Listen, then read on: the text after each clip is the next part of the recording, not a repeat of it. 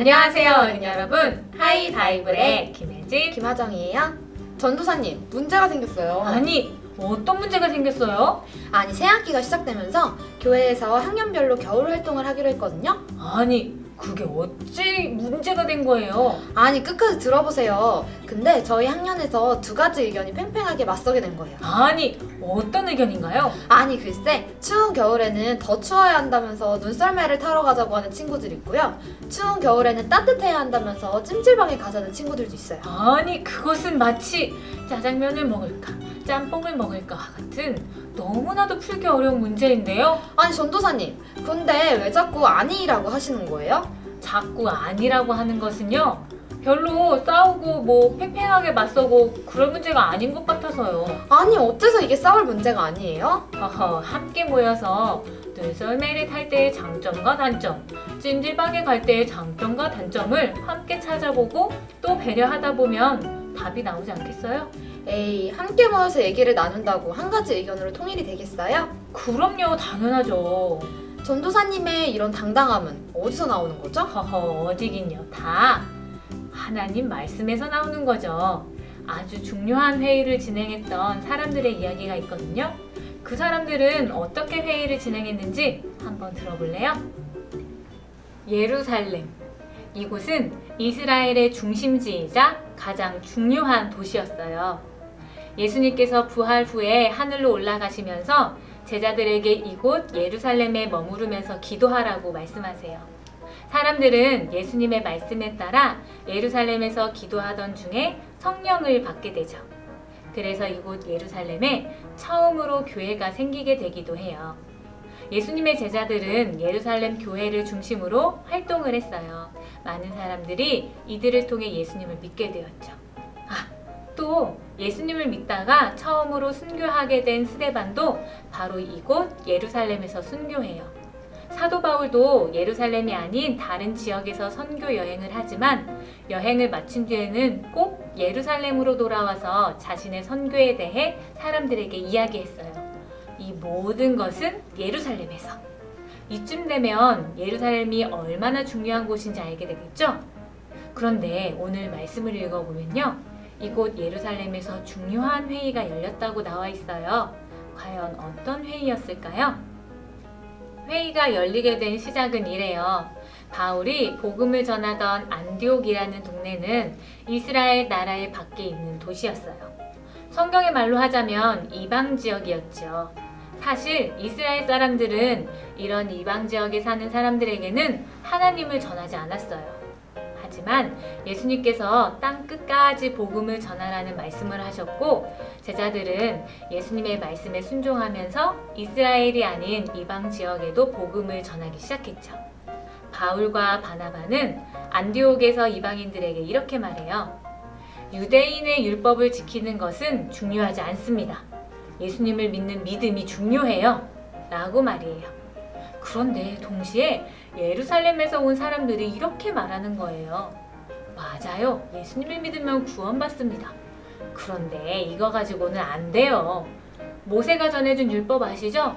안식일을 지키고 할례를 행하고 정결하게 지내야 합니다. 이방인인 안디옥 사람들에게 고민이 생겨버린 거예요. 바울과 바나바는 예수님을 믿는 믿음만 있으면 구원을 받는다고 말하는데, 예루살렘에서 온 사람들은 예수님을 믿는 믿음과 율법을 잘 지켜야 구원을 받는다고 말하니 도대체 누구의 말이 맞는 걸까요? 결국 이 두 가지 이야기 때문에 안디옥에서는 말싸움이 시작돼요.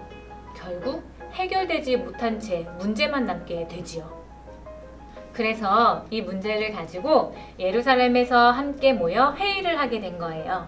이른바 예루살렘에서의 사도들의 회의가 시작된 거죠. 이쪽이 옳다, 아니다 저쪽이 옳다, 여러 가지의 많은 토론을 거친 끝에 예수님의 제자 베드로는 일어나서 이야기했어요. 우리가 주 예수님의 은혜로 구원을 얻은 것처럼 그들도 예수님의 은혜로 구원을 얻는 것을 믿습니다. 그리고 당시 예루살렘 교회의 대표였던 예수님의 동생 야고보도 일어나서 이렇게 이야기해요. 하나님께 돌아온 이방 사람들을 괴롭게 하지 맙시다. 그저 이방 신전에서 제물로 드렸던 음식을 먹는 일, 그것은 하지 말라고 하면 될 것입니다. 하고 말이에요. 여러분, 어떻게 하면 더 많은 사람들에게 올바르게 복음을 전할까? 고민하는 예루살렘의 사람들에게 하나님께서는 지혜를 주셨어요. 구원은 할례를 행하는 것과 같은 율법에서 오는 것이 아닙니다. 하나님께서 주신 은혜로 구원받는 것입니다. 그러니 예수님을 믿는 것이 중요합니다. 땅땅땅. 이렇게 결정되었다는 소식을 들은 안디옥 사람들은 얼마나 기뻤을까요? 처음 교회의 중심이었던 예루살렘에서는 어려운 문제가 있을 때 함께 기도하고 토론하면서 하나님의 뜻이 무엇인지 물었어요. 교회의 대표자였던 베드로와 야고보는 자신들의 생각뿐만이 아니라 예수님을 처음 믿은 사람들의 입장에서 생각하고 그들을 위해서 결론을 내었죠. 그래서 복음은 이스라엘에서 멈춘 것이 아니라 아시아의 여러 지역으로, 유럽으로, 그리고 우리에게도 전해지게 된 거예요. 예루살렘에서의 회의는 중요한 일을 함께 모여서 토론하고 선하게 마무리하는 일도 하나님의 일이라는 것을 보여주네요. 역시 신앙이 있는 사람의 모습은 다르네요. 그쵸? 아름답고 우아하고 섬세하죠. 말씀을 듣다가 생각해보니까 노는 일이라고 여겨서 그런지 기도할 생각은 한 번도 해보지 못했던 것 같아요. 무엇을 위해 노는지 잊어버린 거죠? 하정양, 친구들과 무엇을 하려고 겨울 활동을 하는 거예요? 추운 겨울일수록 자주 만나서 우정을 돈독하게 쌓으려고 하는 거죠. 저런. 그런데 서로 싸우다가 우정이 돈독해지기는커녕 우정에 금이 가게 생겼군요. 정말 그러네요.